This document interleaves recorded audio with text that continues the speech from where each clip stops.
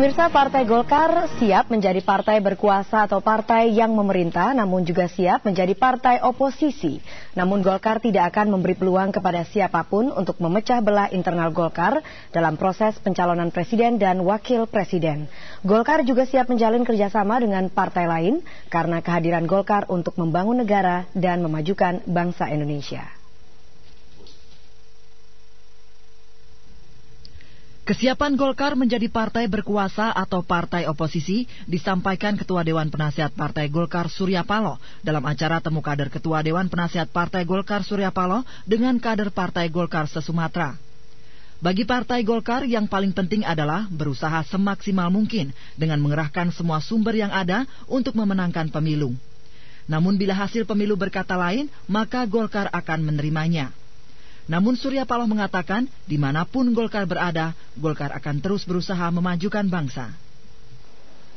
Jadi kalau ada yang mengatakan Partai Golkar ini partai yang memang tidak siap beroposisi, Partai Golkar ini adalah partainya pemerintah terus-menerus, itu waktu itu betul.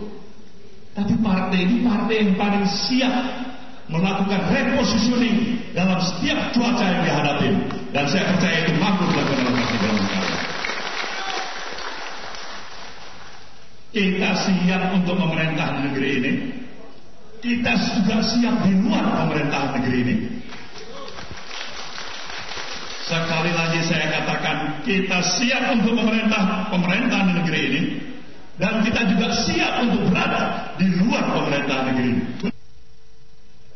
Surya Paloh mengajak para kader Golkar agar menanggapi secara positif pertanyaan tentang kesiapan Golkar mengajukan calon presiden dan wakil presiden. Golkar sebagai partai terbesar yang saat ini menguasai 128 dari 550 kursi DPR telah menyiapkan sejumlah kader untuk menjadi pemimpin. Dan Ketua Umum DPP Golkar Yusuf Kala sudah menyatakan siap maju menjadi calon presiden. Namun Golkar tetap komit dengan keputusan Rapimnas bahwa calon presiden dan wakil presiden akan diputuskan setelah pemilu legislatif April mendatang. Dalam proses pengajuan calon presiden dan wakil presiden, Surya Paloh menegaskan Partai Golkar tidak akan memberi peluang kepada siapapun untuk memecah belah internal Partai Golkar. Kita jangan berikan kesempatan pihak-pihak manapun di luar internal Partai Golongan Karya ini untuk mencoba melakukan upaya-upaya memecah belah dan mengadu domba Partai Golongan Karya ini, saudara. Kita tidak berikan tempat sedikit pun kepada pihak-pihak yang ingin mencoba melakukan pengadu dombaan sesama internal Partai Golongan Karya. Kita tutup pintu itu semuanya. Kita akan nyatakan jangan coba-coba ganggu, bermain-main api dengan Partai Golkar.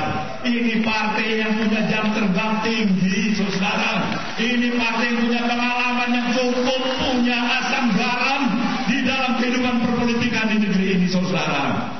Main-main di luar sana, jangan mulai main-main di dalam tubuh Partai Golongan Karya. Kita tidak kasih tempat itu.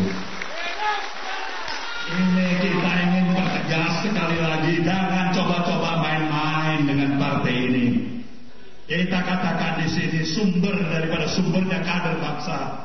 Kita ingin nyatakan kita mempunyai kemampuan yang mempersiapkan semua kader-kader kita untuk bermain di segala lini, di setiap cuaca. Siapa yang menjual, kita akan beli, saudara. Ini jelas harapan saya kepada semua kader-kader Golkar di daerah ini. Pada bagian lainnya, Surya Paloh kembali menegaskan Golkar memiliki banyak kader idealis atau kader yang konsisten memperjuangkan cita-cita Partai Golkar yang sejalan dengan cita-cita perjuangan pendiri bangsa dan negara Indonesia. Untuk itu Golkar terbuka untuk bekerja sama dengan partai lain.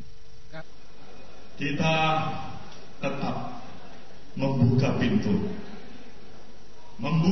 untuk bekerja sama dengan semua komponen bangsa ini. Membuka pintu untuk bekerja sama dengan semua kekuatan politik yang ada dan eksis di negeri ini. Golkar tidak egoistik. Untuk Golkar adalah untuk Golkar. Tidak benar itu, saudara. Golkar ingin membuktikan sekali lagi semangat, spirit dan idealismenya. Golkar adalah untuk kemajuan bangsa ini, bukan untuk kemunduran negeri ini. Pemilu parlemen tinggal 43 hari lagi. Golkar menargetkan meraih 25% suara atau minimal mempertahankan prestasi yang diraih pada pemilu 2004. Tim Liputan Metro TV.